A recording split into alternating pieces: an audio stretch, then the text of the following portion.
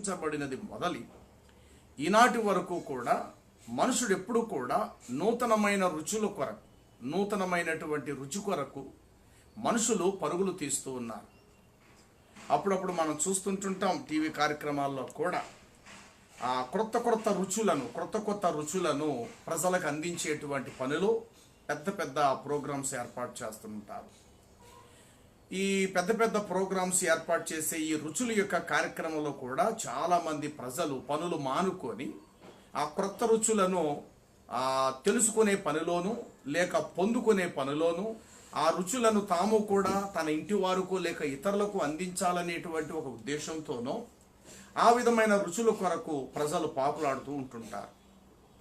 కాబట్టి ఈనాడు ప్రపంచం ఎలా ఉన్నదంటే రుచుల కొరకు పరుగులు తీసేటువంటి వారుగా చాలా మందిని మనం చూస్తుంటున్నాం.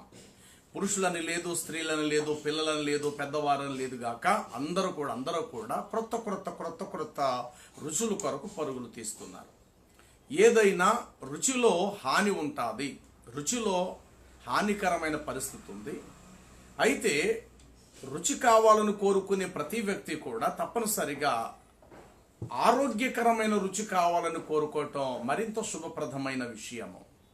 రుచి కావాలని కోరుకోవటం సర్వసాధారణం, కానీ ఆ రుచిలోనే ఆరోగ్యకరమైనటువంటి రుచి కావాలని కోరుకోవటం అనేటువంటిది చాలా ఉత్తమమైనటువంటి విషయం. బైబిల్ గ్రంథములో మనం చూస్తే కీర్తనల గ్రంథం 34 సంకీర్తన 8 వచనములో చూస్తే అక్కడ దైవభక్తుడు దేవుని సన్నిధిని ప్రార్థిస్తూ ఇలా చెప్పాడు, యెహోవా ఉత్తముడని రుచి చూచి తెలుసుకుని వారు ధన్యుడు, ఆయన్ని ఆశ్రయించు నరులు ధన్యులు అంటాడు. యెహోవా ఉత్తముడని రుచి చూచి తెలుసుకునివాడు ధన్యుడు అని చెప్పేసి వ్రాయబడినది. ఏమండి, ఈ ప్రపంచం అంతటిలో దేవుని అంతటి రుచి, దేవుని సన్నిధి అంతటి రుచి, దేవుని వాక్యం అంతటి రుచి, దేవుని దైవ సహవాసం అంతటి రుచి మరి ప్రపంచంలో ఎక్కడా లేదని ఆ రుచి చూచిన అనుభవంతో దైవజనులైనటువంటి వారే గాని, అందులో నేనే గాని ఇదే మాట చెప్పగలం. గత కాలములో నేనే గాని అనేకులు కూడా ఇహలోక సంబంధమైన భూ సంబంధమైన అనేకమైనటువంటి రుచులను చూచినటువంటి వారే.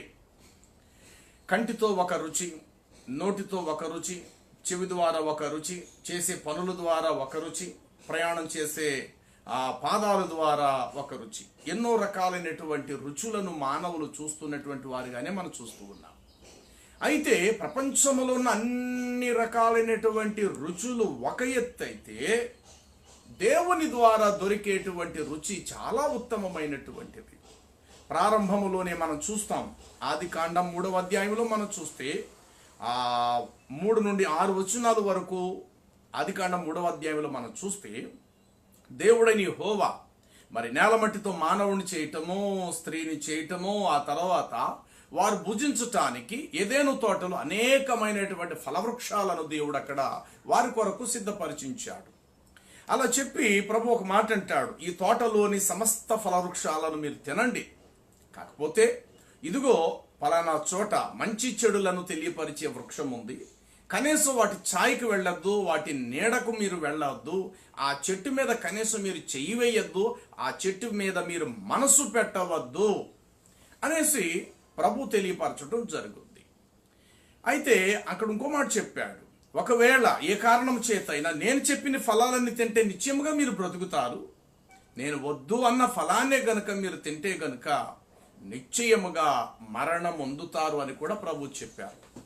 సరే, ప్రభు చెప్పిన తర్వాత అపవాది శోధకుడు వారి యొద్దకు మరి ప్రవేశించి ఈ తోట ఫలములన్నీ కూడా తినవచ్చని దేవుడు చెప్పాడా, ఏ పలానా చెట్టు ఫలము తినకూడదని దేవుడు చెప్పాడా, ఏ తింటే ఏమైపోతారు, మీరు దేవునితో సమానమైపోతారు, దేవుడంతటి బలవంతులైపోతారు, మీరు దేవుడంతటి జ్ఞానవంతులైపోతారు, మీరు దేవుడికి చావు లేనట్లు మీరు కూడా చావు లేకుండా యుగయుగాలు మీరు జీవించేస్తారు, మీరు దేవుడితో సమానమైపోతారని దేవుడు అసూయతో మీకు ఈ మాట చెప్పాడు.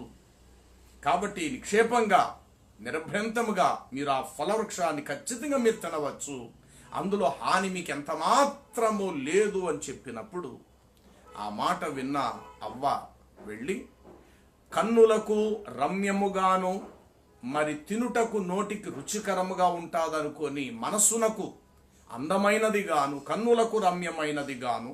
చూడండి ఆ యొక్క 3వ అధ్యాయము ఆది కాండం 6వ వచనాన్ని మనం చదివితే అక్కడ రాయబడి, ఆ స్త్రీ ఆ వృక్షము ఆహారమునకు మంచిదియు కన్నులకు అందమైనదియు వివేకమునిచ్చు రమ్యమైనదై ఉండుట ఆమె చూచినప్పుడు ఆమె దాని ఫలములలో కొన్ని తీసుకొని తిని తనతో పాటు తన భర్తకు కూడా ఇచ్చెను, అతడు కూడా వాటిని తినెను. చూసారా ప్రియులారా? ఏమండి, అంతకుముందు దేవుడిచ్చినటువంటి ఏదేను వలములో ఫలాలు వారికి రుచి కాదా, వారికి కడుపు నిండలేదా, వారికి అది జీవింపచేస్తూ రాలేదా అంటే వచ్చింది. కానీ ఏమిటో క్రొత్తదనం, క్రొత్త రుచి ఏదో చూడాలి. కాబట్టి ఈనాడు ఈ ఫ్యాషన్ ప్రపంచంలో, రుచులు కలిగిన ఈ ప్రపంచంలో కొత్తగా మనుషుడేదో రుచులు వెతుకుతున్నాడని ఈరోజు మనం అనుకోవద్దు గాక. రుచిని కొత్తదనముతో చూడాలి అని అనుకున్న ఈ ఉద్దేశము మానవులకు ఆది నుండే ఉన్నదనేటువంటిది జగమెరగవలసిన సత్యముగా ఉంది. అయితే ప్రియులారా, దేవుడిచ్చిన ఫలాలు తిన్నంత వరకు వారు చావు లేదు. వారు దేవుడితో మాట్లాడుతూ ఉన్నారు, దేవుడితో వారు నడిచేవారుగా ఉన్నారు, దేవుని స్వరము అనునిత్యం వారు వినేవారుగా ఉన్నారు. ఎప్పుడైతే కన్నులకు రమ్యము, మనస్సునకు అందము, నోటికి రుచికరము అనేటువంటి ఫలాలను, లేక ఫలవృక్షములో ఆ చెట్టుకున్న ఫలాలను కొన్ని ఆమె భర్తగా ఉన్న ఆదాము ఎప్పుడైతే వారు తిన్నారో తక్షణమే వారు దేవునికి దూరం చేయబడ్డారు. ప్రియులారా, ఏదేను వనములో నుండి వారు బయటకు త్రోసివేయబడ్డారు. ఖడ్గజ్వాల దేవుడు మరలా వారు ఏదేను తోటలోకి రాకుండాన్నట్లుగా వారికి భారీ పెద్ద పెద్ద గేట్లుగా లేక కావలిగా దేవుడు అక్కడ ఖడ్గజ్వాలను నిలబెట్టి పూర్తిగా ఏదేను తోటలోని దేవుడు వారిని బహిష్కరించి బయటకు తోలివేయటం జరిగింది. అంటే ఆహారము ద్వారా వారు దేవునికి దూరం అయ్యారు. ఆహారము ద్వారా వారు దేవుని సన్నిధికి దూరం అయిపోయారు. ఆహారము ద్వారా దేవుని మాటను వారు ఇక వినలేని వారిగా మిగిలిపోయారు. ప్రియులారా, ఏ ఆహారము ద్వారా వారికి మరణం వచ్చిందో, ఏ ఆహారము ద్వారా వారు శాపగ్రస్తులయ్యారో, ఏ ఆహారము ద్వారా దేవునికి వారు దూరమైపోయారు, ఏ ఆహారము ద్వారా దేవుని సహవాసము నుండి ఎడబాటు పొందుకున్నారు, ఏ ఆహారము ద్వారా వారు ఆ ఏదేను తోట పచ్చని వనముల నుండి వారు దూరము చేయబడ్డారు, ఏ ఆహారం అయితే వారికి పూర్తిగా దేవుడి నుండి దూరం చేసిందో, మరలా ఆహారము ద్వారానే వారు దేవుని కూడా దగ్గరయ్యే భాగ్యం దొరికింది. ఆహారం వలన మరణం వచ్చింది, ఆహారము వలననే జీవము కూడా వారికి దొరికింది. ప్రియులారా, ఆహారం వల్ల వారు శాపగ్రస్తులయ్యారు.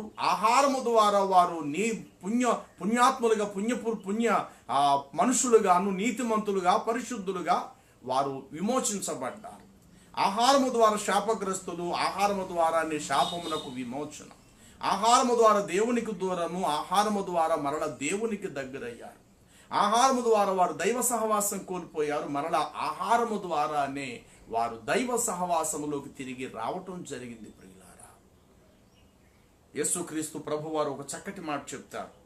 యోహాను సువార్త 6వ అధ్యాయము 27వ వచనాన్ని మనం చదివితే, క్షయమైన ఆహారము కొరకు మీరు కష్టపడకుడి, క్షయమైన ఆహారము కొరకు కష్టపడకుడి, అక్షయమగు ఆహారము కొరకే మీరు కష్టపడండి, మనుషు కుమారుడు దానిని మీకు ఇస్తాడు అని ప్రభు చెప్పారు.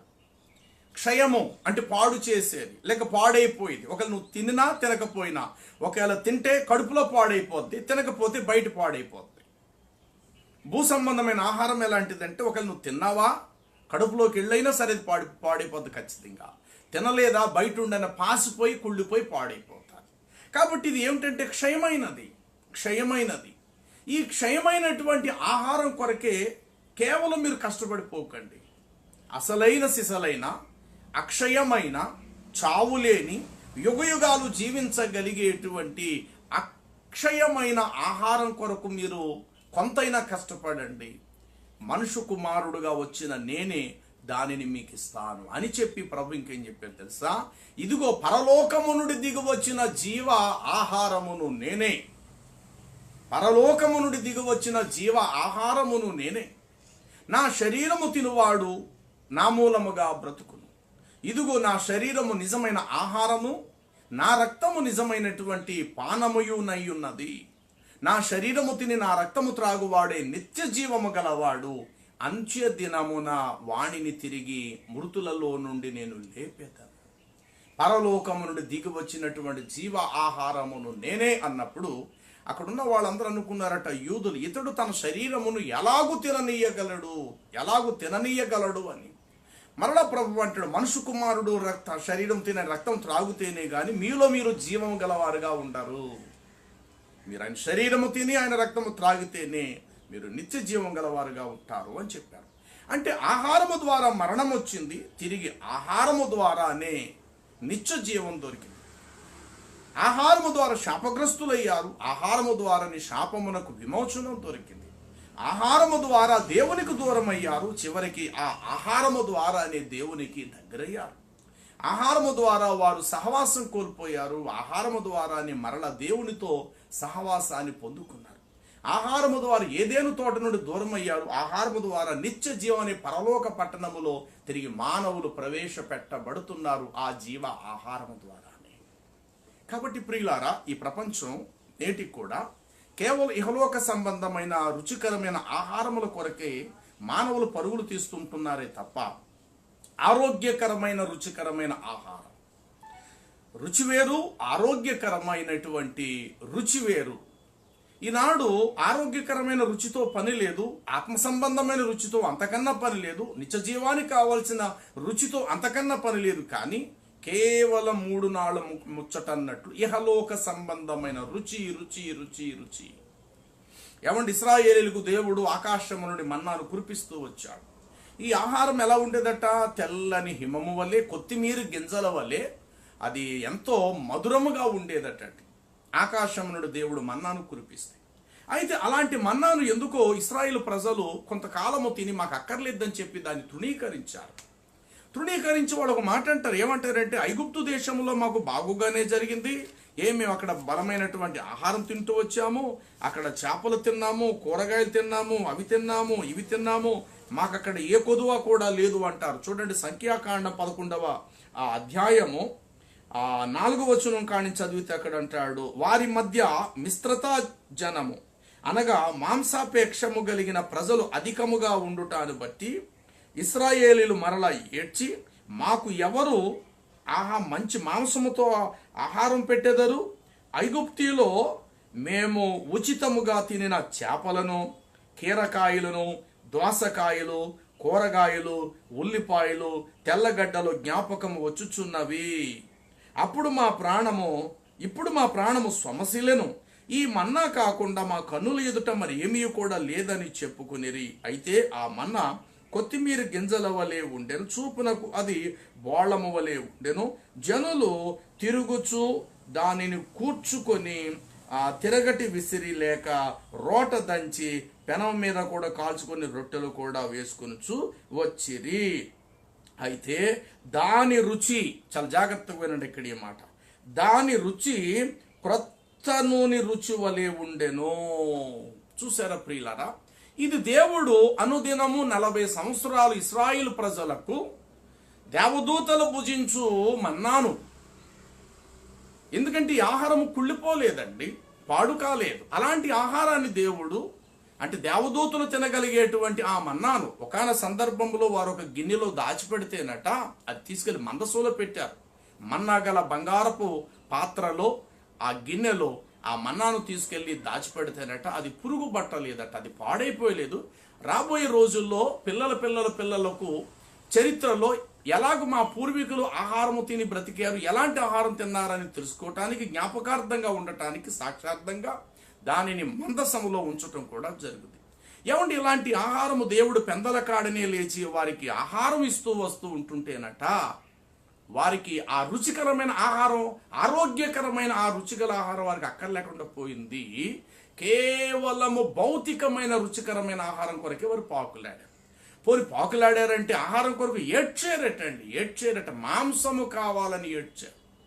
వినండి, ఆకలితో ఉండి తిండి లేదు అంటే ఏడవటంలో తప్పు లేదు, కానీ మాంసమే కావాలి అని ఏడవటం చాలా పొరపాటు. అంటే అర్థం ఏంటంటే నిజంగా తిండి లేదు, అయ్యా ఆకలితో చచ్చిపోయేలా ఉన్నాం, మా ఆకలి తీర్చండి అనటంలో తప్పులేదు. కానీ మా ఆకలి తీర్చడానికి ఫలానా రకమైన పదార్థమే తండి అని అనటం తప్పు. ఏమంటే ఆకలి తీరటానికి ఏది తిన్నా ఆకలి తీరిపోద్ది. ఉదాహరణకు చాలా విపరీతమైన ఆకలి వేస్తుంది, రోడ్డు మీద వెళుతూ వెళుతూ ఒక జాంకాయలు అమ్మేవాడి దగ్గరికి వెళ్ళి ఒక 10 రూపాయలు పెట్టుకుని 2-3 జాంకాయలు కొనుక్కొని తింటే కడుపు నిండిపోద్ది, గుప్పుడు నీళ్లు తాగుతాయి. లేదు ఆ ప్రక్కన ఎవరో బొబ్బస్కాయ కోస్తున్నాడు, వాడి దగ్గరికి వెళ్ళి ఒక 10 రూపాయలు పెడితే బొబ్బస్కాయ తింటే ఆ ఆకలి తీరిపోతుంది. అలాగే వెళుతూ వెళుతూ రోడ్డు మీద ఎవరైనా 4 ఇడ్లీలు అమ్ముతుంటుంటే 10 రూపాయలు పెట్టి కొనుక్కుంటే అది ఆకలి తీరిపోతుందండి. అలాగే రోడ్డు నుంచి వెళితే ఒక మొక్కజొన్న పొత్తులాడు ఏవో పొత్తులు కండెలు అమ్ముతూ ఉంటుంటే వాటిని కొనుక్కొని తింటే కడుపు నిండిపోతుంది. అంటే కడుపు నింపుకోవటానికి లేక ఆకలి తీర్చుకోవడానికి పదార్థం ఏదైనా పర్వాలేదు. ఏ పదార్థాన్నైనా కడుపు నింపితే అది నింపబడుతుంది. కడుపుకి స్వార్థం లేదు. కడుపు ఎప్పుడు కూడా ఫలానా రకమైన పదార్థమే తీసుకొచ్చి నా లోపల వేయండి, ఏ ఆహారం పడితే ఆ ఆహారం నా కడుపులోకి పంపించకండి అని ఎప్పుడు కూడా కడుపు మాట్లాడదాం మనిషితోటి. ఎటొచ్చి అంగలి రుచి చూచును అన్నట్లు నోరుకే రుచి తప్ప కడుపుకి రుచి లేదు. కడుపుకు రుచితో పని లేదు. గొంతుకు దాటిన తర్వాత అదేమిటో కూడా దానికి తెలియదు. కేవలం రుచి అంతా కూడా మనిషికి ఎక్కడంటే ఈ నోరు లోపల అంగలి రుచి చూచును అని అంటాడంతే. ఈ అంగలి నాలుక దగ్గర వరకు మాత్రమే మనిషికి రుచి తప్ప ఈ కంఠము దాటి కిందకి వెళ్తున్నప్పుడు అసలు కడుపుకు రుచితో పనే లేదు ప్రియులారా. కాబట్టి కడుపు ఎప్పుడు కూడా నాకు ఫలానా రుచికరమైన ఆహారం పెట్టిన కడుపు ఎప్పుడు కూడా అపేక్షించదు. ఎటొచ్చి నోరు మాత్రమే లేక నా నాలిక అంగలి మాత్రమే రుచి కోసం పాకులాడతాది. అయితే ఇశ్రాయేలు ప్రజలు అన్నారు, ఈ మన్నా కాక వేరే ఆహారం మాకు లేదే, మాకు ఫలానా ఫలానా ఫలానా మాంసం మాకు కావాలని వారు ప్రయాణం చేయవలసిన వారు, కనాను దేశానికి వెళ్ళవలసిన వారు, వాగ్దాన భూమిలో అడుగు పెట్టవలసిన వారు కేవలం తిండి కాదు, కేవలం మాంసం, రుచికరమైన మాంసం కొరకు వారు ప్రయాణాన్ని ఆపేసుకున్నారండి. వెంటనే వారు ఏడుస్తే దేవుడు అంటాడు, మోషే వారితో చెప్పు, రేపటికి వారిని పరిశుద్ధపరచు, వారిని రెడీ చేయి, రేపటికి వారికి నేను ఆహారం పెడతాను అనేసి అక్కడ దేవుడు చెప్పడం జరిగింది. 18వ వచనం చూడండి. నీవు జనులతో చూచిట్లను మిమ్మల్ని మీరు రేపటికి పరిశుద్ధపరచుకునుడి, మీరు అన్నట్టుగానే మాంసము తిందురు, యెహోవా వినున్నట్లుగా మీరు ఏడ్చి, ఎవరు మాకు మాంసం పెట్టగలుగుతారు, ఐగుప్తులో మాకు బాగుగానే జరిగిందని మీరు చెప్పుకొనిచుంటిరి గనుక యెహోవా మీకు మాంసం ఇచ్చును, మీరు దానిని తిందురు. కేవలం 1 దినము కాదు, 2 దినములు కాదు, 5 దినములు కాదు, 10 దినములు కాదు, 20 దినములు కాదు, 1 నెల దినముల వరకు, అనగా అది మీ నాసికారంధ్రములో నుండి వచ్చి మీకు అసహ్యము పుట్టు వరకు కూడా దానిని తిందురు. చూసారు ప్రియులారా, ఏమంటే దేవుడు సాక్షాత్తు దేవుడు ఇచ్చేటువంటి ఆహారాన్ని కాలదన్నారు. భూ సంబంధమైనటువంటి ప్రకృతి సంబంధమైన కుళ్ళిపోయి పాడే. ఏమంటే ఈరోజు మన కళ్ళ ముందు ఒక జంతువు ఉంది, దాన్ని తిందాం అనుకో, అది మేకే కావచ్చు, కోడి పెట్టే కావచ్చు. ఒకవేళ మనం దాన్ని తినలేదా, ఏదో రోజు చచ్చిపోవటమే కాదు. అంటే చనిపోయేగలిగే దాన్ని తింటున్నాం. ఇప్పుడు చెట్టుకు పండు ఉంది, దాని మీద జాలిపడి తెంపకుండా మనం అలా వదిలేసామా, ఏ రాత్రో పగలో చిన్న గాలి వేస్తే ఆ గాలికి ఆ చెట్టు నుండి ఫలము రాలి కింద పడిపోద్ది. అంటే మనం ఎలాంటివి తింటున్నాము అంటే రాలిపోయేది, పడిపోయేది, చచ్చిపోయేది, కుళ్ళిపోయేది, పురుగు పట్టేదే మనం ప్రతిరోజు తింటున్నాం. ఏమంటే బియ్యం పురుగు పట్టవండి, మన ఇంట్లో తొట్లో వేసుకోవచ్చు. ఆ బియ్యంలో పురుగు పడతాయి. వంకాయలు, కూరగాయలు కొనుక్కుంటాం, పక్కన పెడతాం. ఏమంటే 2-3 రోజులు పోతే అవి కుళ్ళిపోవా, పురుగు పట్టవా? అంటే ఎలాంటి తిండి మనం తింటున్నామంటే పురుగు పట్టేది, కుళ్ళిపోయేది, దుర్వాసన వచ్చేది, పాడైపోయేది, చచ్చిపోయే పదార్థాన్ని తింటున్నాం. ఏమంటే ఇప్పుడు చేపలు వలేసాం చేపలు పట్టడానికి, కొన్ని చేపలు వలలో పడ్డాయి, కొన్ని చేపలు వలలో పడలేదు.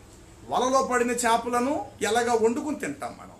మరి వలలో పడలేని చేపలు, ఆ చేపల నదులు ఏదో ఒక చేప ఇంకొక దాని చేపను తినేస్తుంది, ఏదో ఒక చేప మరొక చేపను తినేస్తుంది. నీళ్ళల్లో ఉన్న చేపలకు మరణం ఉంది, వలలో పడి మన ఇంటి దాకా తెచ్చుకున్న దానికి కూడా మరణం ఉంది. కాబట్టి సముద్రంలో ఉంటేనే కాదు సుమా బ్రతుకుట, వలలోకి వచ్చినా చచ్చిపోతాయి, సముద్రంలో ఉన్నా చచ్చిపోతాయి. కాబట్టి మనం ఎలాంటి ఆహారం తింటున్నామంటే చనిపోయే ఆహారమే తింటున్నాము, పాడైపోయే ఆహారమే తింటున్నాము. దీనిని గొప్ప రుచిగా మనం భావిస్తూ ఉన్నాం. అయితే దేవుడిచ్చేటువంటి ఆ రుచికరమైన ఆహారాన్ని ఇశ్రాయేలీలు తృణీకరించడాన్ని బట్టి దాదాపు ఆ సమాజంలో ఏం జరిగిందంటే గొప్ప మరణం వారికి వచ్చింది. దాని పేరు కిబ్రోతు హత్తువా అని పేరు పెడతారు. అంటే దురాశ అని అర్థం. చూడండి, ఆ కింద వచనాలను మనం చదివితే 32 వచనం, కావున జనులు ఆ దినమంతా రాత్రంతయు మరుసటి దినమంతా లేచి ఆ పూరేళ్లను కూర్చుకొని చుండిరి. తక్కువ కూర్చుకున్నవాడు దాదాపు 100 తూముల వరకు కూర్చుకొనెను. తరువాత వారు తమ కొరకు పాళెం చుట్టూ వాటిని పరిచిరి. ఆ మాంసం ఇంకా వారి పండ్ల సందుల్లో ఉండగానే, అనగా అది ఇంకా వారు నవలక మునిపే, యెహోవా కోపం జనుల మీదకు రగులుకొనెను. యెహోవా తెగుళ్ళు చేత వారిని బహుగా బాధించెను. మాంసాపేక్ష గల వారిని జనులు అక్కడక్కడే పాతిపెట్టినందున ఆ స్థలమునకు కిబ్రోతు హత్తువా అని పేరు పెట్టబడెను. కిబ్రోతు హత్తువా అనే మాటకు అర్థం కింద ఫుట్ నోట్లు ఇచ్చాడు, దురాశ. ఎవడు ఈరోజు ఒక చేపను ఎన్ని రకాలుగా వండుతున్నారు, ఒక కోడి మాంసాన్ని ఎన్ని రకాల మోడల్గా ఎన్ని రకాలుగా వండుతున్నారు.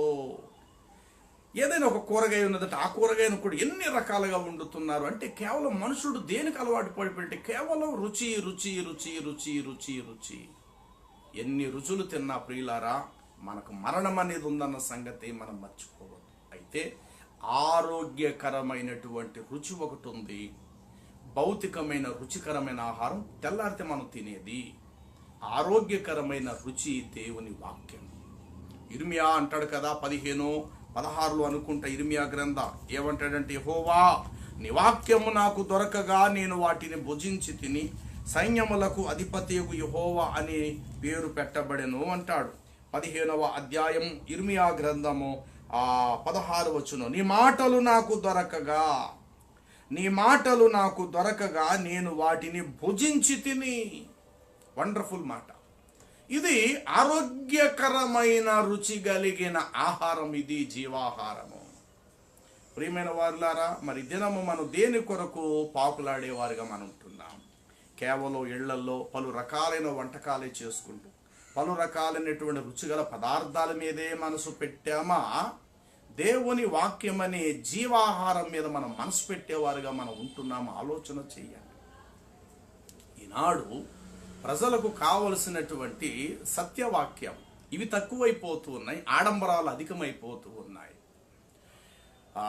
ఒక పాటకి విస్తారమైనటువంటి సంగీతము, ఆ స్టేజి వెనకాదల విపరీతమైన లైటింగు, అడావిడి, ఇవంతా ఎక్విప్మెంట్ ఇదంతా ఎక్కువైపోతుంది. అసలు ప్రజలను వాక్యం చేత చైతన్యపరులుగా చేయటం, వాక్యము చేత వారిని ఉజ్జీవింప చేయటము, వాక్యంలో వారిని మోటివేట్ చేసి వారిని బలవంతులుగా వారిని చేయటం అనేది తక్కువైపోతూ ఉంది. కొన్ని సంఘాలు కేవలం అరుపులు అరుస్తేనే మీకు పరలోకం అన్నట్టు ఒకడు చెప్పుకుంటూ పెడతాడు. ఒకడు కేకలో కింద నుండి అటు ఇటు దొర్లేసుకుంటూ వెళ్ళిపోతుంటాడు. ఒకడు ఒక పాట పాడితే 1000 సార్లు హల్లెలూయా, స్తోత్రం, ఈ కేకలు చెప్పుకోవడమే వాడు సరిపోదు ఒక్కొక్కడికి. వాక్యం అనే పునాది మీద, వాక్యం అనేటువంటి దైవ సంకల్పం మీద కట్టగలిగేటువంటి సంఘాలు ఈనాడు చాలా అరుదుగా మనం చూస్తున్నాం. ప్రియులారా, నీ మాటలు నాకు దొరకగా, రాను పరిస్థితి ఎలాగైపోయిందో తెలుసండి. నాడు కొన్ని చోట్ల సేవకులు ఈ మాటలు అంటారు. ఆ మాట నిజంగా సేవకులు అనకూడదు. ఎలా అంటారంటే, పాస్టర్ గారు ఒక 20 మినిట్స్ వాక్యం చెప్పండి చాలు, ఎందుకంటే ఇప్పటి వరకు చాలా పాటలు పాడేశారు, చాలా ఆరాధనలు చేసేసారు, కాబట్టి టైం అయిపోతుంది, మనకి లంచ్ భోజనం టైం అయిపోతుంది, ఒక 20 మినిట్స్తో వాక్యం చెప్పి మీరు ముగించండి అన్న సందర్భాలు కేవలం సేవకులే తయారవుతున్నారు. ఇలాగా ఇంకో చోట ఏమంటారు తెలుసా, మనిషి యొక్క బ్రెయిన్ 45 మినిట్స్ కంటే ఎక్కువగా క్యాచ్ చేయదు పాస్టర్ గారు, కేవలం ఒక 45 మినిట్స్ అయితే వాక్యం వాళ్ళకి సరిపోతుంది, అంతకు మించి ఒకవేళ మనం చెప్పే ప్రయత్నం చేస్తే కనుక అది వారి బుర్రలో ఫీడ్ అవ్వదు, అది వ్యర్థమైపోతుందని ఈనాడు కొంతమంది అజ్ఞాన బోధకులు కూడా బోధించేవారు చాలా మంది ఉన్నారు. ఏమంటే నేను ఒక మాట అడుగుతా, యేసు ప్రభు వారు 3 దినములట కొండ మీద ఆయన ప్రసంగం చేశారు. ఆయన మరి ఎవడైనా లేచి బోధకుడా ఒక 45 నిమిషాలు చెప్పి మేము మెరల కొండ దిగి మేము కిందకి వెళ్ళిపోతాం, నాకు చాలు, ఒక 40 నిమిషాలు చెప్పు, ఎందుకంటే 40 నిమిషాల కంటే ఈ బుర్ర ఎక్కువగా క్యాచ్ చేయలేదు, 40 నిమిషాలు సరిపోద్ది వాక్యం, నువ్వేంటి ఇక్కడ పెద్ద మీటింగ్ పెట్టి 3 రోజుల కనీసం మనుషులు ఇళ్ళకి కూడా వెళ్ళనివ్వకుండా 3 దినాలట అన్నపానములు ఏమీ పుచ్చుకొనక ఆయన పాదాల యొద్దనే కూర్చుండిపోయి ఆ మాటలు విని 3 రోజులు అయిన తర్వాత ప్రభు అంటారు కదా, ఈ 3 దినములు వీరు నా యొద్దనే ఉండిపోయారు, కాబట్టి వారికి ఏమైనా ఆహారం పెట్టి పంపించండి, లేదా దారి మధ్యలో సొమ్మసిల్లిపోతారు, ఎందుకంటే కడుపుకు వారికి ఆహారం లేదు 3 రోజులు బట్టి నా దగ్గర ఉండిపోయారు ఈ మాటలు వింటూ. వారన్నారు, బోధకుడా, ఈ అరణ్యములు ఇంతమందికి ఆహారం కొని తీసుకురావాలంటే తక్కువ అవుతుందా బోధకుడా? ఒక పిల్లవాడు వచ్చాడు, వాడు వచ్చాడు అంటాడు, అయ్యా నా దగ్గర 5 రొట్టెలు 2 చిన్ని చేపలు ఉన్నాయంటే సరే అని చెప్పేసి ప్రభు అక్కడ వేల కొలది ప్రజలకు ఏమండి ఆయనకు తెలియదండి మానవ మేధాశక్తి, మానవ బ్రెయిన్, మానవ జ్ఞానం, లేకపోతే మానవుని యొక్క మెదడు ఒక 45 నిమిషాల కంటే ఎక్కువగా తట్టుకోలేదు అన్న సంగతి ఆయన తెలదంటారా? ఈనాడు బోధకులు ఇతర దేశాలను చూసి అమెరికా దేశం అంటే 20 మినిట్సే వాకింగ్ చెప్పాలి కాబట్టి మనం కూడా అలా వెళ్ళిపోదాం. ఇంకో దేశానికి వెళ్తే అక్కడ 10 మినిట్స్ కంటే ఎక్కువగా వాకింగ్ చెప్పరు, మనం కూడా అలా తయారైపోదాం. అలాగని చెప్పి అధికంగా మాట్లాడి వ్యర్థంగా మాట్లాడమని చెప్పట్లా. కనీసం వాక్యం సమృద్ధిగా అందించాలి కదా. నువ్వు ఆహారం తింటున్నావంటే కడుపు నిండా తింటున్నావు తప్ప వెలితిగా మనం తింటాలి. ఏదైనా ఒక అంశం కోసం మనం మాట్లాడినప్పుడు, ఏదైనా ఒక విషయం కోసం మాట్లాడినా అది ఫుల్ఫిల్ అవ్వాలి, అది సంపూర్తి చేయబడాలి. వ్యర్థమైన మాటలు రావద్దు. మధ్యలో పలకబడే మాటలు, నిరార్థకమైన మాటలు అనేకములు కలవని కూడా వాక్యంలో రాయబడింది. కాబట్టి అలాంటి మాటలు కాదు, ఒక వ్యక్తికి సరిపడేటువంటి సమృద్ధి కలిగిన మేత, ఆహారం అనేది అందించటం అనేది ఎంతైనా దైవచిత్తం. అంతే తప్ప 20 మినిట్స్ చెప్పండి, 5 మినిట్స్ చెప్పి క్లోజ్ చేసేయండి బ్రదర్ సరిపోతుంది. ఎందుకంటే పొద్దున్న అనగొచ్చేపటి వరకు ఊగుతూ గంతులేస్తూ ఆరాధనతో అలిసిపోయారు కాబట్టి ఒక 10 మినిట్స్ మనకి వాక్యం సరిపోద్ది బ్రదర్ అంటే ఇంతకన్నా దౌర్భాగ్య సేవకులు ప్రపంచంలో ఇంకెవరు ఉండరేమో. కాబట్టి ప్రియులారు, వాక్యానికి ప్రాముఖ్యతనివ్వండి. అరుపులకు, కేకలకు, రంకెలకు, గంతులకు, వెనకాల స్టేజ్ సెట్టింగ్లకు, వీటికి మాత్రమే, అరుపులకు, కేకలకు పేర్లు పెట్టి పిలిచేటాలకు, సాక్ష్యాలకి టైం ఇచ్చేసి పెద్ద పెద్దగా హడావుడి చేసి దీనికి కాదుగాక.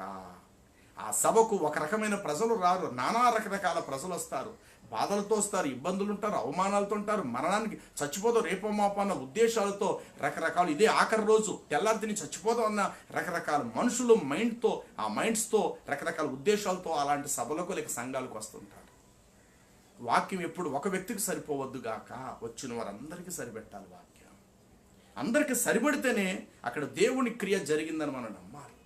వచ్చిన 100 మందిలో 5గురికి మాత్రమే వాక్యము సమృద్ధిగా అంది, మిగతా 95 మంది ఖాళీ వెలితిగా వారు వెళ్ళిపోయారంటే ఆ వాక్యమే కాదని చెప్పాలి. ఒక తల్లి అన్నం ఉండిందంటే ఇంట్లో 10 మందికి సరిపడినట్టుగానే పెడతారు. వీళ్ళే తల్లైన ఆకలితో ఉంటుందేమో కానీ తన బిడ్డల కడుపు నిండా ఆహారం పెట్టుకుంటారు. అలాగనే 100 మంది రాని 1000 మంది రాని అందరికీ సరిపడే సమృద్ధి కలిగిన ఆహారం పెట్టాలి. ఇర్మియా అన్నాడు, దేవా నీ మాటలు నాకు దొరకగనగా, నీ వాక్యము నాకు దొరకగా నేను వాటిని భుజించి తిని. నీ మాటలు నాకు దొరకగా నేను వాటిని భుజించిన సైన్యములకు అధిపతియు యెహోవా దేవా నీ పేరు నాకు పెట్టబడెను. తర్వాత యెహెజ్కేలు గ్రంథములో కూడా ఒక చక్కటి మాట 3వ అధ్యాయంలో మనం చూస్తే అక్కడ కూడా ఒక చక్కటి విషయం ఇలా తెలియపరుస్తాడు భక్తుడైనటువంటి యెహెజ్కేలు గ్రంథము 3వ అధ్యాయము 3వ వచనం అనుకుంటా అక్కడ రాయబడింది. నరపుత్రుడా, నేను ఇచ్చి గ్రంథమును ఆహారముగా తీసుకొని దానితో నీ కడుపుని నింపుకొనమని నాతో సెలవీయగా అంతటి నేను దానిని భక్షించి తిని అది నా నోటికి తేనెవలే మధురముగా ఉండెను అన్నాడు. ఇక్కడ ఏమంటే దేవుడు చెప్తున్నాడు, ఇక్కడ నరపుత్రుడా ఇదిగో నీ నోరు బాగుగా తెరుము, నేను దానిని నా వాక్యముతో నింపుదును అన్నట్లుగా నరపుత్రుడా నేను ఇచ్చి గ్రంథమును ఆహారముగా తీసుకొని దానిని భుజించు. ఏమంటే గ్రంథాన్ని భుజించి అనుభవం దావీదు కూడా ఉంది. దావీదు అంటాడు, దేవా నా పడక మీద రాత్రి జామున నీ వాక్యమును నేను ధ్యానించినప్పుడు నీ వాక్యము నాకు క్రొవ్వు మెదడు వలే, అది నా నోటికి ఎంతో రుచికరముగాను నా హృదయ అంతరంగానికి ఎంతో మాధుర్యముగా అనిపించింది. మహాతండ్రి నీ మాట లేక నీ వాక్యమని దావీదు భక్తుడు చెప్పాడు. నీ వాక్యము నేను రాత్రి వేళ నా పడక మీద నీ వాక్యంని ధ్యానం చేసుకుంటూ నిద్రపోతున్న సమయాన్న క్రొవ్వు మెదడు, ఏమన్నా అందులో ఎముకలు బోన్స్ ఏమి ఉండవు కదా, మెదడు అంటే చాలా కొవ్వు పదార్థం, నోట్లో పెట్టుకోవడంతో ఐస్ క్రీమ్లో అది కరిగిపోతూ ఉంటుంది. అలాగే నీ వాక్యము నాకు సమృద్ధి కలిగిన మెదడనే మాట ఎందుకన్నాడు తెలుసా, జ్ఞానం అంతా కూడా అక్కడే దాగుంది కదా, జ్ఞానం అంతా అక్కడే దాగుంది. కాబట్టి నీ వాక్యము క్రొవ్వు మెదడు వలె అంటే అంతకన్నా శ్రేష్టమైన నీ జ్ఞానము నాకు దొరికింది ప్రభువా, నేను దాన్ని ధ్యానించినప్పుడు క్రొవ్వు మెదడు వలె నీ యొక్క వాక్యము నా నోటికి రుచికరముగా దొరికింది అంటాడు. ఇక్కడ కూడా ఏమో రాయబడింది, నరపుత్రుడా నేను ఇచ్చి గ్రంథమును భక్షించుమో. ఈ గ్రంథమును ఆహారముగా తీసుకొని నీ కడుపును నింపుకోవయ్యా అంటే అతడు దేవుని వాక్యముతో తన కడుపును నింపుకోగలిగాడండి. ఎంత అద్భుతం అంటే అతడు తన నోటితో ఆ ఆహారముతో ఆ యొక్క వాక్యముతో తన కడుపుని నింపుకోగా చూడండి అక్కడ అంటాడు తేనె వలె అది మధురమాయను. 19వ కీర్తన అనుకుంటా అంటాడు కదా, నీ వాక్యము తేనె కంటేను జుంట తేనె ధారల కంటే కూడా అది మధురము అని అంటాడు.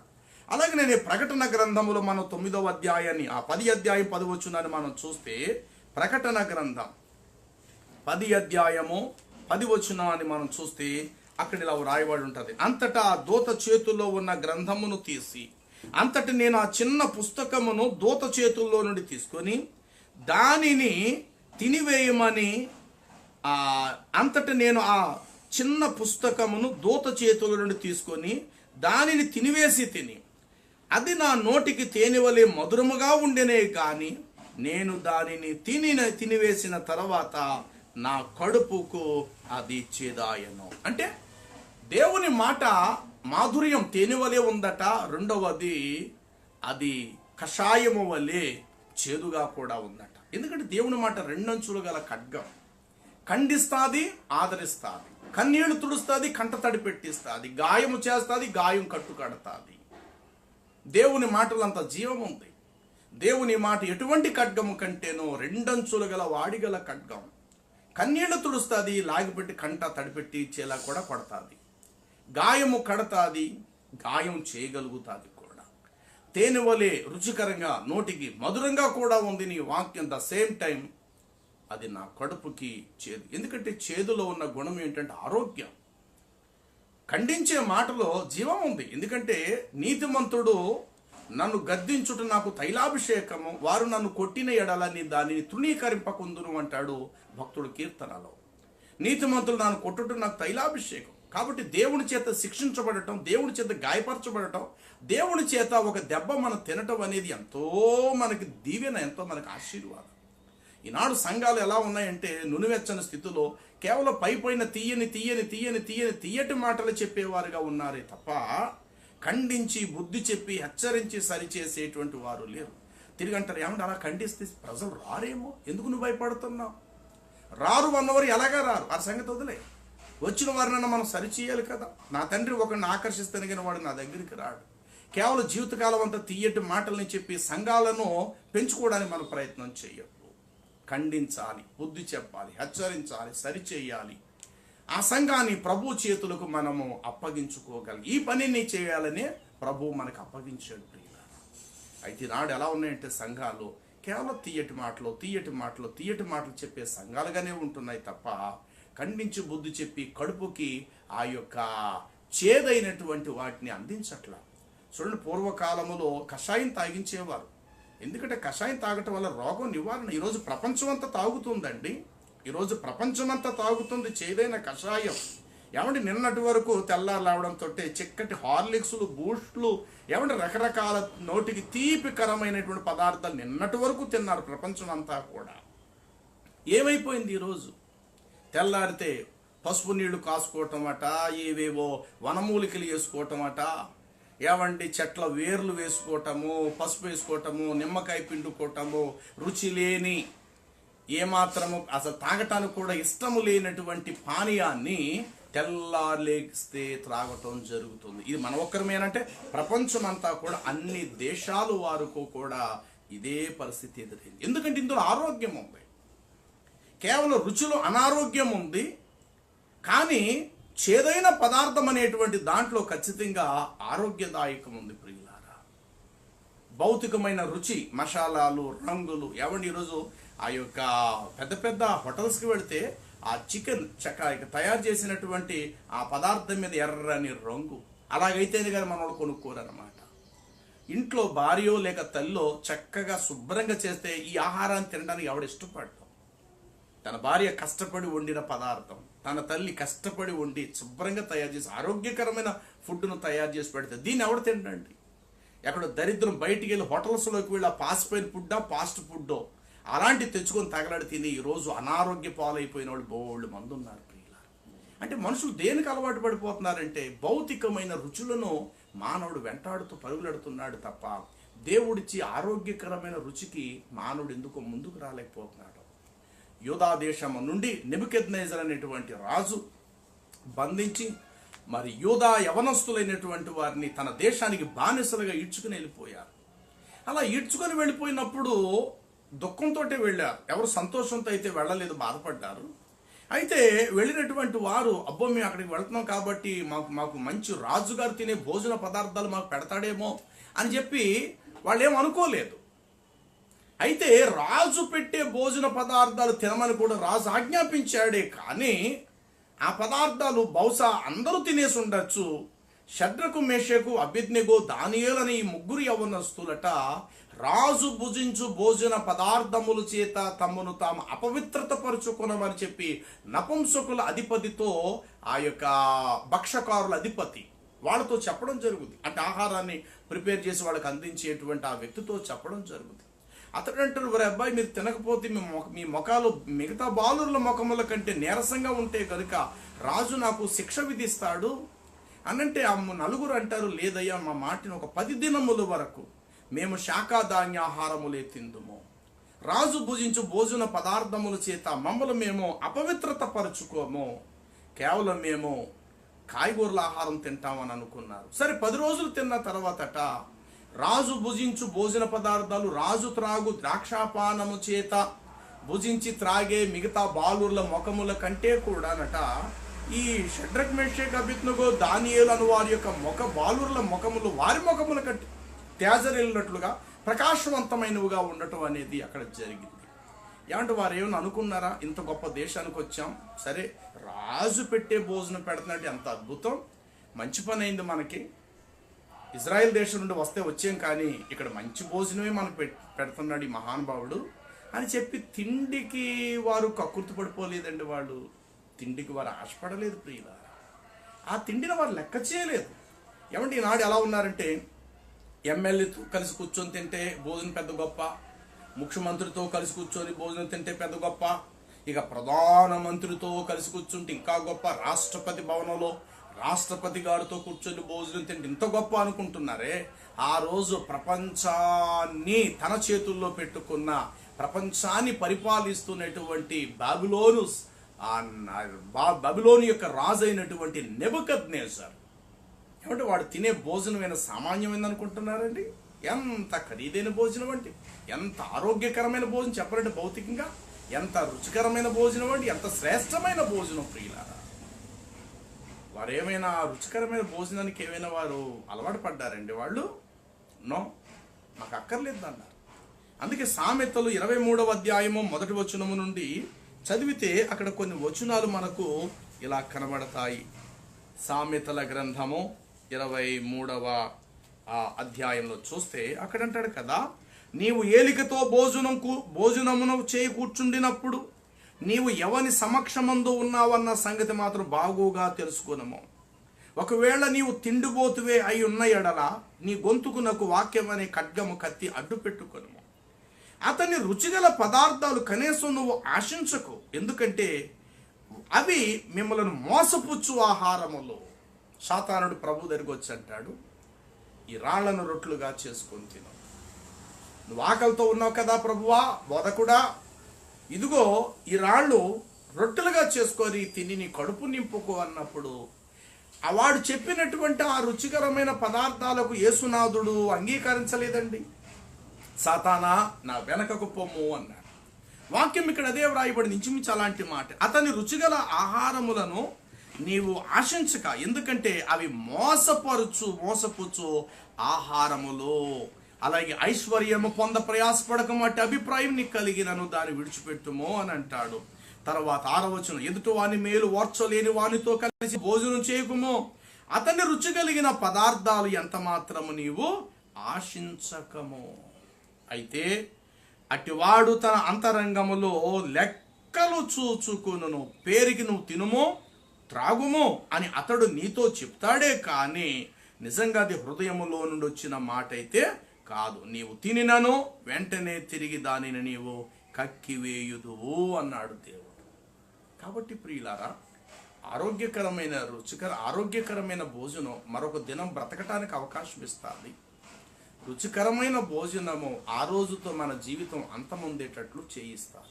కాబట్టి దినకాలము మన కుటుంబాలు ఎలా ఉన్నాయి, మనం ఎలా ఉన్నాం, ఏ ఆహారం కొరకు మనము పాకులాడేటువంటి వారుగా మనం ఉంటున్నాం. చూడండి, 141వ కీర్తన 4వ వచనాన్ని మనం చదివితే అక్కడ వాక్యములో ఇలా ఉంటుంది.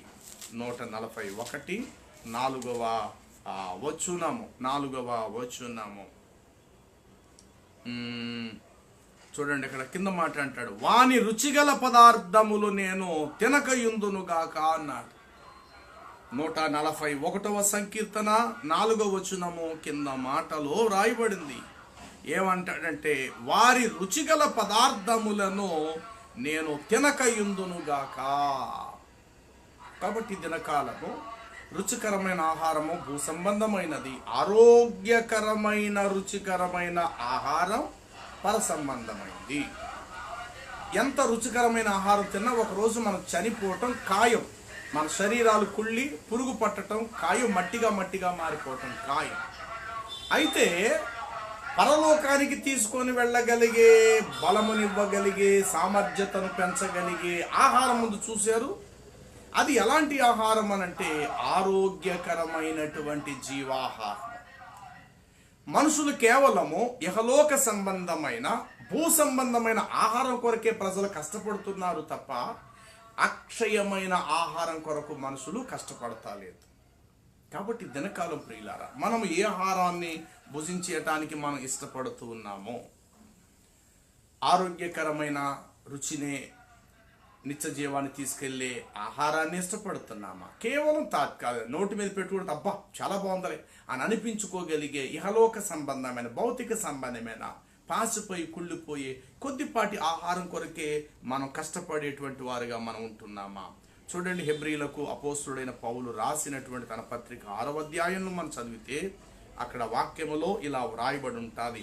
6వ అధ్యాయము 4వ వచనం చూడండి, ఒకసారి వెలిగింపబడి పరలోక సంబంధమైన వరములను రుచి చూచి, ఒకసారి వెలిగించబడి పరలోక సంబంధమైనటువంటి వరమును రుచి చూచి పరిశుద్ధాత్మలో పారివారై దేవుని దివ్య వాక్యము రాబో యుగ సంబంధమైన శక్తుల ప్రభావమును అనుభవించి తర్వాత తప్పిపోయిన వారు తమ విషయములో దేవుని కుమారుని మరలా రెండవసారి సిలువ వేసి బాహాటముగా ఆయనను అవమానపరుచున్నారు.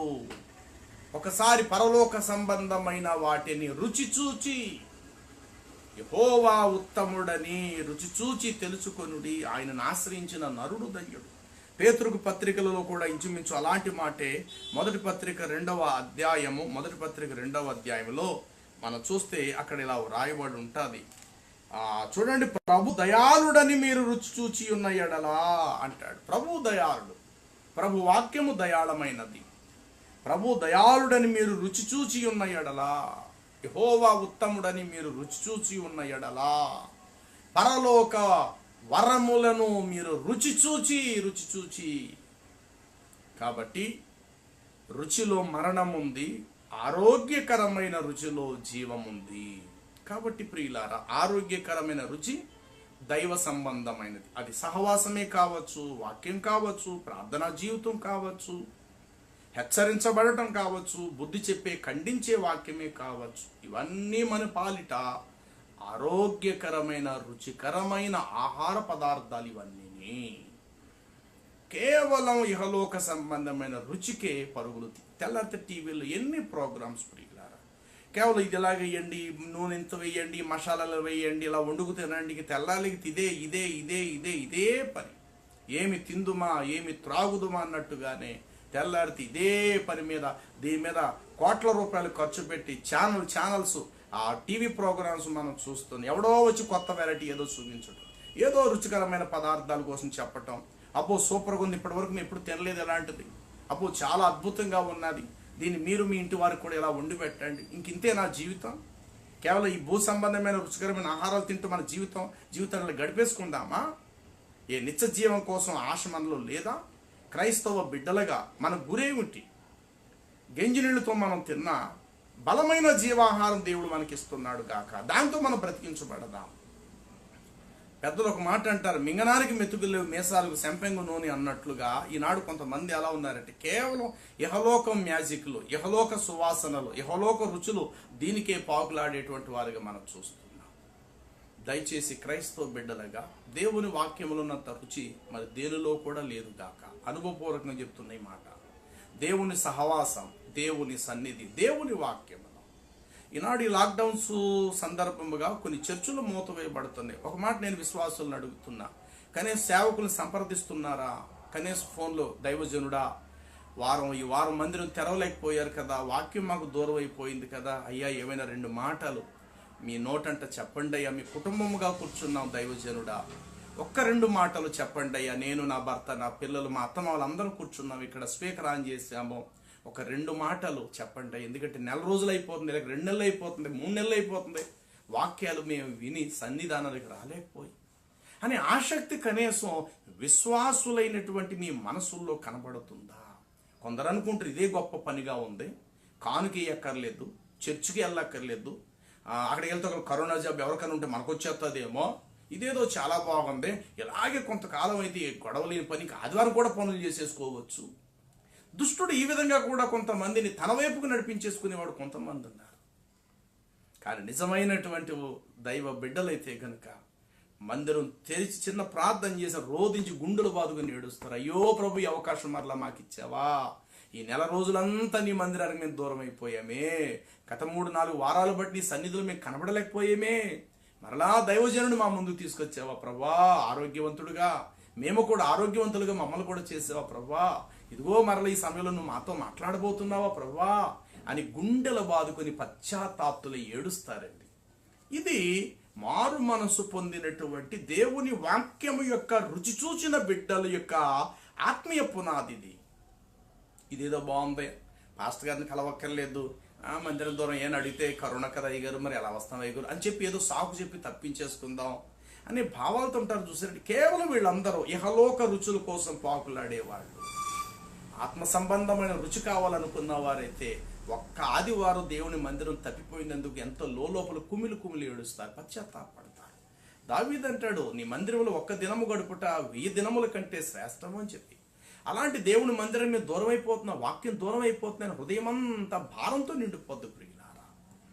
కాబట్టి మారు మనసు పొంది పరసంబంధమైన రుచులు చూసేవారికట ఈ పునాది ఉంటుంది. అది లేని వాళ్ళు కనీసం సేవకుని సంప్రదించరు, కనీసం ఫోన్ చేసి ప్రార్థన చేయించుకోరు, కనీసం అయ్యా మేము కుటుంబంతో కూర్చున్నాం 2 మాటలైనా మీరు మాట్లాడండి అయ్యా వాక్యం ద్వారా, మేము అందరం వింటాం అయ్యగారు అని ఆసక్తితో అడిగేవాళ్ళు కూడా విశ్వాసులు కరువైపోతున్నారు అని అంటే ఈ లాక్డౌను, ఈ కరోనా అనే తెగులు మాకు బాగా పనిచేస్తుంది. శుభ్రంగా ఎక్కడికి వెళ్ళక్కర్లేదు, ఇల్లు కదలక్కర్లేదు, మందిరాలకి వెళ్ళక్కర్లేదు. ఎప్పుడైనా పాస్టర్ గారు ఫోన్ చేస్తే బాగున్నావయ్య గారు, బాగున్నావయ్య గారు, అమ్మగారు మీరు బాగున్నారు అని తిరిగి మనం చెప్దాము.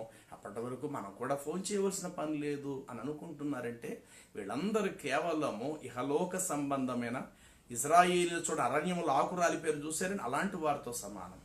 గమ్యానికి చేరుకున్న వారు పరసంబంధమైన రుచి కొరకు పాకులాడినటువంటి వారు కాలేబు యెహోషువాలే గాని ఆ తరముల తర్వాత సున్నతి చేయబడి సున్నతి గిరి దగ్గర సున్నతి పొందిన వారు మరి ఎవరైతే ఆ మిగతా వారు ఇజ్రాయేలు ఆ వాగ్దాన దేశానికి వెళ్ళారో వీళ్ళు మాత్రమే ఆత్మ సంబంధమైనటువంటి పరసంబంధమైన రుచి కావాలని కోరుకునేవారు. దారి మధ్యలో మాకు అది లేదు, మాకు ఇది లేదు అని కోరుకొని రుచుల కోసం పాకులాడిన వాళ్ళందరూ కూడా అరణ్యంలో ఆకురాలినట్లు కానీ వాళ్ళందరూ రాలిపోయారు. కాబట్టి మాటలు వింటున్న ఆయా సంఘాల విశ్వాసులారా, మీరు ఎక్కడి నుంచి మాటలు వింటూ ఉన్నా, ఏ సంఘ విశ్వాసులైనా ఒక మంచి మనసుతో ఆలోచించండి. సేవకునితో మీకు సంబంధం ఉందా? దైవ బిడ్డలతో మీరు కలిసి ఫోన్లో కనీసం మాట్లాడుకోగలుగుతున్నారా? సహవాసానికి వాక్యానికి దూరమైపోయామని భయము అంతరంగంలో మానని గాయములకు వేదన మీ మనసులో కనబడుతుందా? ఆలోచన చెయ్యండి. నీ మాటలు నాకు దొరకగా నేను వాటిని భుజించి తిని అన్నాను. కాబట్టి వాక్యము, దైవ సన్నిధి, దైవ సేవకులు, దైవ సహవాసం ఇవన్నీ పరసంబంధమైన రుచులు. ఇవన్నీ ఈ రుచిలో ఆరోగ్యం ఉంది, నిత్య జీవం ఉంది.